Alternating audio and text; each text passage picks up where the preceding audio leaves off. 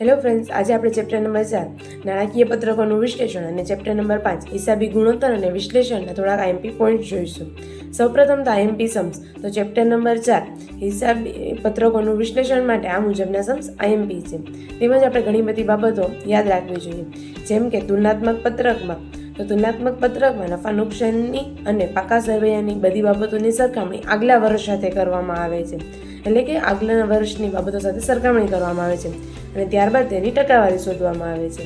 તેવી જ રીતે સમાન માપના પત્રકોમાં નફા નુકસાનની પત્રકની સરખામણી વેચાણ સાથે કરવામાં આવે છે અને પાકા સરવૈયામાં બધી બાબતોની સરખામણી તેના સરવાળા સાથે કરવામાં આવે છે. તેવી જ રીતે ચેપ્ટર નંબર 5 હિસાબી ગુણોત્તર અને વિશ્લેષણ. તો તેના માટે આઈએમપી સમ્સ છે આ મુજબ છે.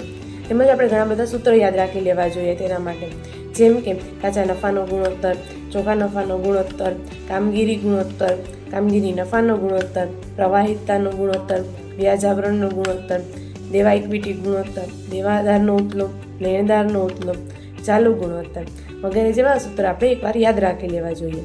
તો આજે આપણે ચેપ્ટર નંબર 4 નાણાકીય પત્રકોનું વિશ્લેષણ અને ચેપ્ટર નંબર 5 હિસાબી ગુણોત્તર અને વિશ્લેષણના થોડાક આઈએમપી પોઈન્ટ જોઈએ. Thank you.